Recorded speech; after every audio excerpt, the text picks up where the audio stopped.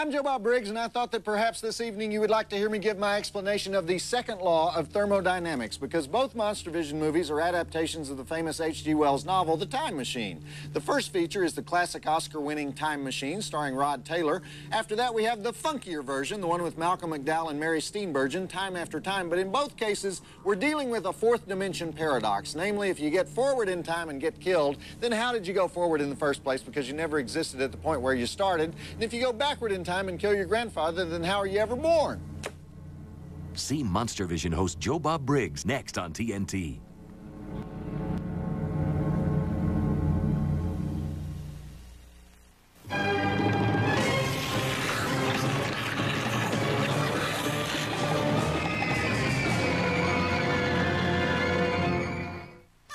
All right, put on that rubber Bullwinkle life vest. It's time for the annual Joe Bob Briggs Summer Vacation Guide. And actually, before we start, I should mention that this is H.G. Wells night, with not one, but two movies based on his classic novel, The Time Machine. First, The Time Machine, where Rod Taylor takes a little vacation on New Year's Eve, 1899, and goes 800,000 years into the future.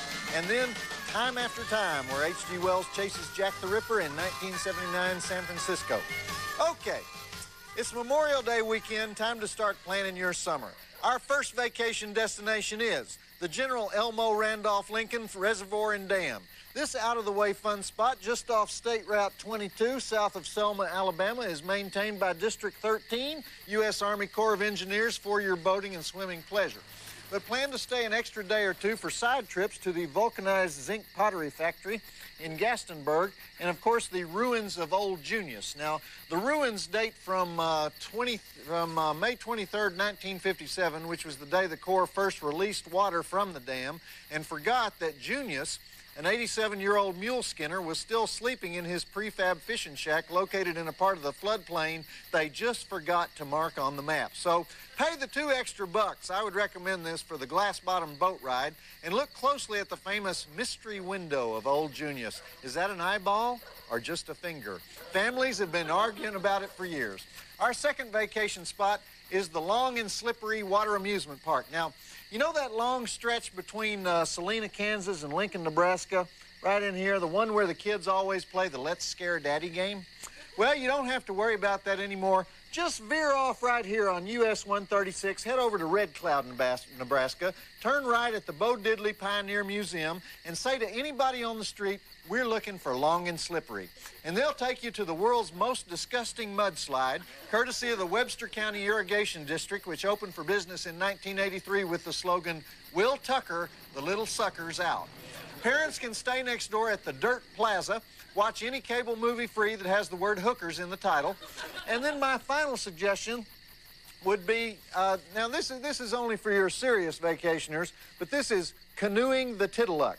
Pack an extra thermos for this one. First, what you do is you head 400 miles north of Fairbanks, Alaska, up in this direction here. Take a left at Dead Horse. If you get all the way over here to the Beaufort Sea, you've gone too far. Ask for a guy named Nunchuck at the last liquor store on the Trans-Alaska Pipeline and tell him you're ready to shoot the Tiddaluk. Also say the following words: Joe Bob expects his. Don't worry what those words mean. It just means that you'll get the real Eskimo treatment. Okay, next week, Dude Ranches. And speaking of traveling, Rod Taylor is about to ride his little Santa Claus sled to the year 802,701, give or take, where a bunch of Aryan zombies are being bred for lunch by the ugly pus monsters who live underground, and nobody at home in 1900 will believe him, including his friends Mr. French from Family Affair and Wilbur from Mr. Ed, or as Mr. Ed used to call him, Wilbur.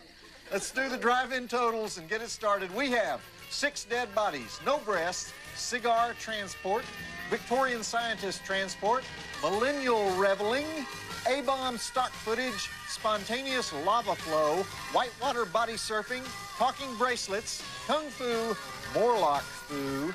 Those of you who have seen the movie, you know what that is. I give it about 3 stars. Check it out. And don't forget, after this, Jack the Ripper rides the sled again in Time After Time. Okay, roll it.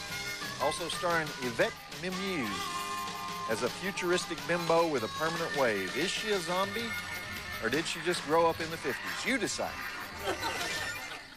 Joe Bob, I saw this movie in 1984, and it had a girl in it, and she's sitting by this tree. What movie was that? People, we have got to have more information than that when you're submitting something for the Find That Flick contest. Now, normally, if you give me a plot description, I will know the title of the movie you're trying to remember. But if I can't answer it, hundreds of my fellow drive-in mutants can, because I got fans that watch 32 movies a day. They never leave their apartments. So to find out how to play and all the free junk you can win, visit the Monstervision website at tnt.turner.com/Monstervision and look for the Find That Flick contest. Joe Bob, I saw this movie with a talking bear in it and Morgan Fairchild naked. See, that's a description I can work with. Visit the Monstervision website at tnt.turner.com/Monstervision. This TNT presentation is brought to you by Labatt Blue, Pure Canada.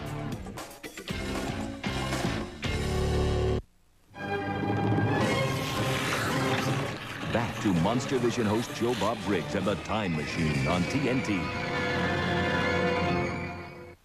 That H.G. Wells was a long-winded SOB, wasn't he? These things are always so talky at the beginning. And he wastes a perfectly good cigar. How could Sebastian Cabot let that happen? No wonder he's so dang cranky. Am I the only one who thinks he seems a little irritable in this movie? And not only does Rod Taylor break the cigar in 3 parts, he sends it off into the future where 90% of the places you go don't allow smoking. Which reminds me, the cigar doesn't have the ability to pull the little lever back to turn the little time machine off, so where does the cigar stop? Does it just go on into the future forever? What if the universe expands or contracts, or whatever Einstein said it's going to do, and the space doesn't exist anymore? Does the cigar crash into something? Or is H.G. Wells, who wrote the novel this is based on, postulating that time is infinite? And more importantly, why did Rod Taylor just put on a smoking jacket? Is he going to take another time machine and go find the cigar?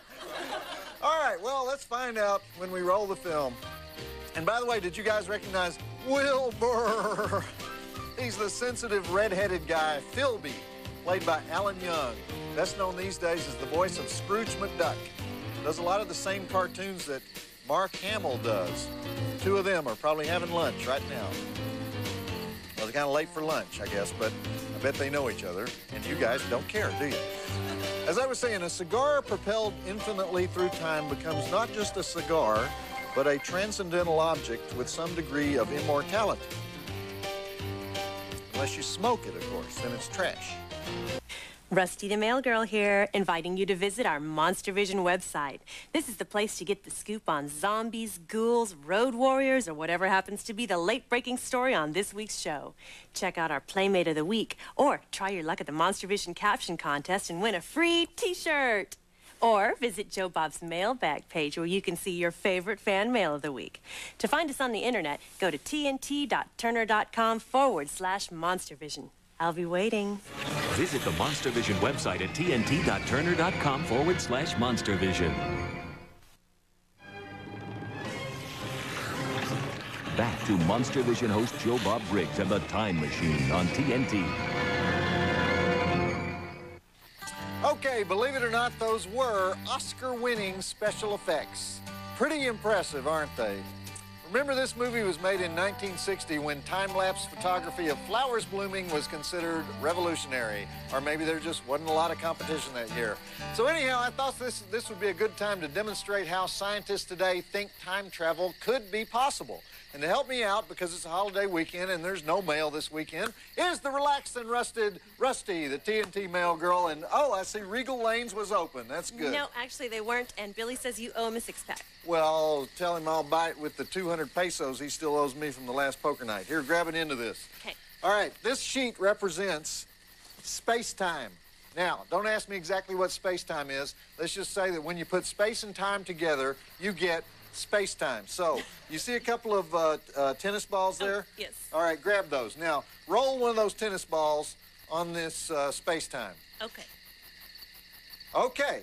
Now, see what it does? See how the ball distorts the sheet when it rolls to the center? That represents matter distorting space-time. Now, roll the other ball on there. Okay, see? The other ball is dragged toward the first ball because the first ball distorted the space-time. Now, take out the tennis balls and put the bowling ball on there. I don't think I can hold the sheet and put a bowling ball on it. All right, I'll do it. All right. So now we have, all right, hold tight. Now watch how the bowling ball distorts the space-time. Ready? Hold tight. Yeah. Okay, see, it rolls right to the center of space-time. Whoops. Sorry. No, that was supposed to happen, just not in that particular way. But do you know what that is? A hole? A black hole? Yes, it's a black hole, exactly. And if you look at it from the other side, what is it? It's a white hole, maybe even a wormhole. So now, a bunch of American and Russian scientists, they got together and they decided that if you use gravity to tow one mouth of the wormhole until it rests up against the other end, I'd say, well, go ahead, Rusty, take this. This represents the wormhole. Now, feed that through there. Feed that through the black hole. No, other way.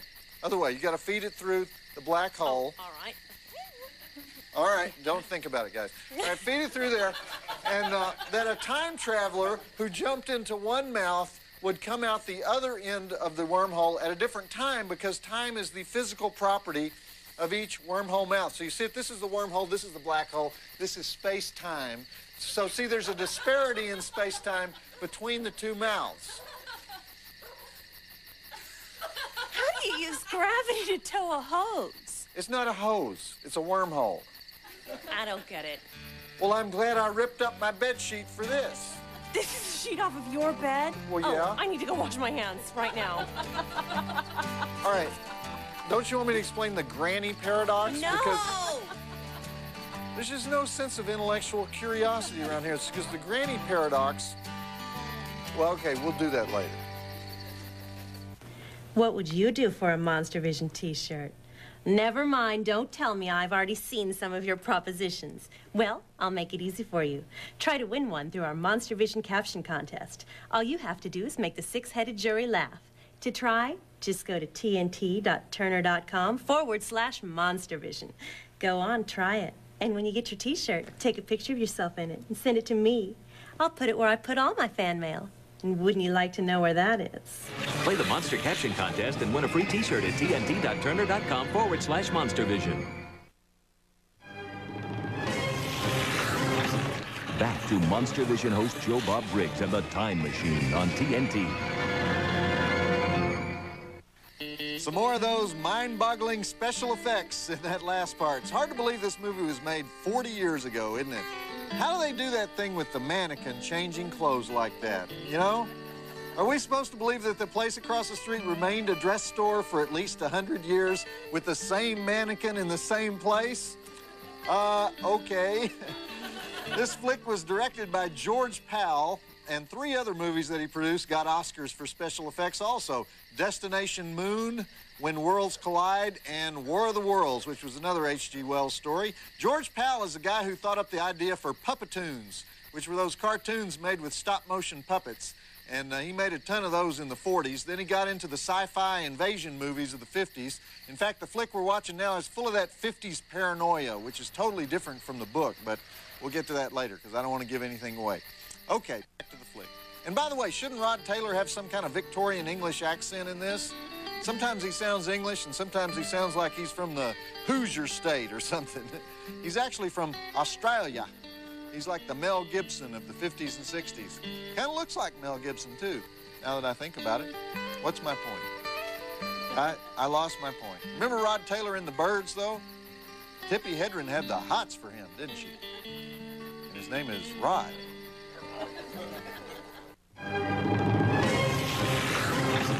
Back to Monstervision host Joe Bob Briggs and the Time Machine on TNT. The yummy Yvette Mimieux as Weena, looking very mannequin-like herself. Ironically, one of the other movies that Yvette Mimieux did in 1960 was Where the Boys Are, which was written by George Wells. And this movie was written by George Wells, H. George Wells. No relation. So you know what that is? That's a fact that appears to have significance but has absolutely no meaning, which is what Monstervision is all about, right? Our favorite Yvette Mimieux flick around here is, of course, Jackson County Jail from 1976, co-starring Tommy Lee Jones, where Yvette gets thrown into a small-town southern jail where she's brutally raped by the sadistic redneck jail guard, and then she busts out and gets her revenge. Excellent Roger Corman-produced flick from his golden era. Check that out. And right now, though, let's get back to the movie, because Rod Taylor's hacked off because all these kids do is swim and dance and play. Bad kids. And you know what the worst of it is? They don't take care of their books. And here it is Memorial Day, too. Let's observe a moment of silence for all the soldiers that we're honoring this weekend.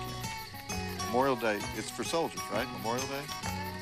Well, the word memorial is not much of a clue, all right? You know, there are a couple of you out there who followed me throughout my career. I know that because I see you lurking around in the bushes outside my bedroom. So you may know about the Find That Flick contest I used to run in the newspaper. Well, we've added it to the Monstervision website, and I could waste your time explaining all the details of it, but just check it out. Test your horror flick knowledge and win a cheesy prize. Go to tnt.com/Monstervision and look for Find That Flick. And, stop following me throughout my career. You're really starting to get on my nerves, okay? Visit the Monstervision website at tnt.turner.com/Monstervision. Back to Monstervision host Joe Bob Briggs and the Time Machine on TNT. All right, make that blank stare work for you, girl. I can see why Rod Taylor likes old Weena. That's just how I like them. Pretty, self-sacrificing, and dumb as a box of rocks. Honey, go on down to the 7-Eleven and get me some more of my medicine. And don't stick your hand in the fire, all right? I'd show her out of the dark ages anytime, if you know what I mean, and I think you do. So let's get back to the flick. And, you know, a woman who doesn't know what the past or the future is. Think about that. Because she'll never say, "What girls were you with before me? Did you love her?" And she'll also never say, "I want to talk about our future."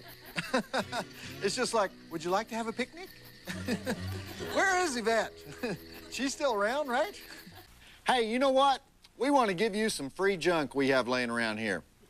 Do you realize just what links people will go to get free junk?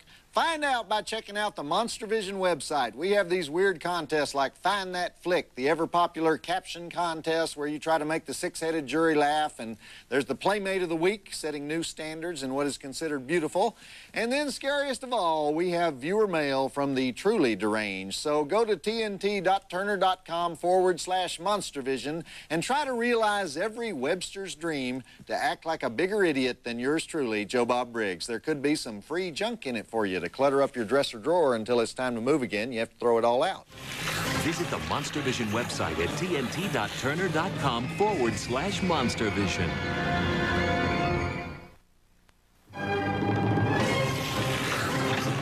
Back to Monstervision host Joe Bob Briggs and the Time Machine on TNT. So basically, Rod Taylor wants them to start another war. Is that about right? See, now that we got a little plot out of the way, I can talk about how they changed the story for the movie.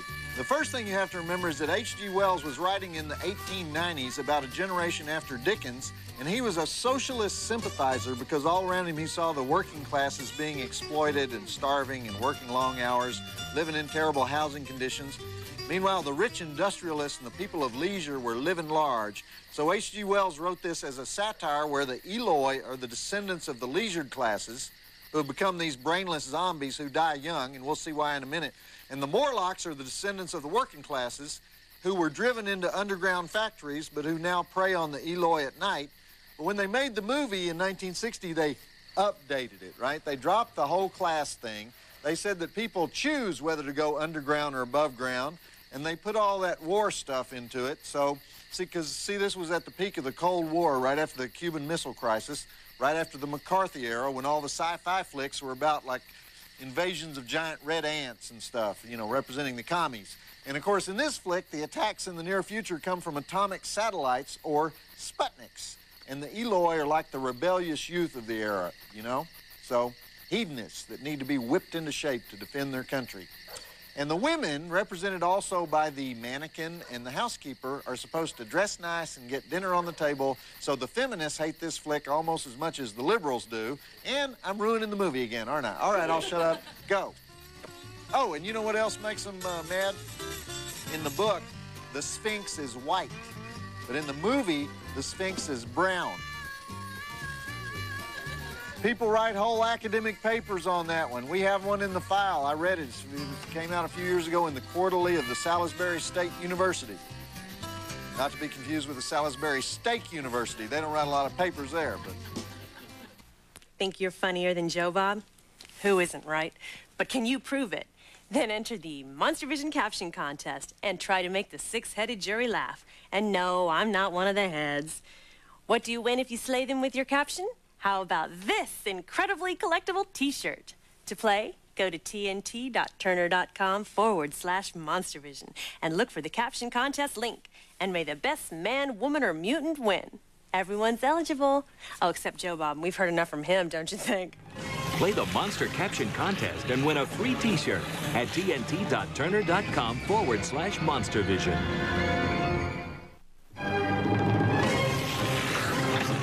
Back to Monstervision host Joe Bob Briggs and the Time Machine on TNT. That part always gets to me, you know. I just feel like the proud papa when the Eloy kid with the bowl haircut makes his first fist and kills the Morlock, don't you? All they needed was for Rod Taylor to hand him a cherry lifesaver and I would have been a goner. That big Morlock fist fight looked pretty lame, though. But I like the guy in the fire suit. I always like a good fire suit scene. Always comes down to cannibalism, doesn't it, in these movies? They were eating the Eloy. Soylent Green is people! Soylent Green... Oh, sorry. Carried away. Wrong movie. All right, Soylent Green. You know Soylent Green. All right, time for the exciting, not-by-the-book conclusion to The Time Machine. Roll it. Here comes the scene that really annoys the feminists because a male Eloy saves George. And now George and Weena talk about... Wella Balsam hair care products. You're not going to believe it. You'll see. Stay tuned for more Joe Bob Briggs on Joe Bob's Last Call. Coming up next on TNT.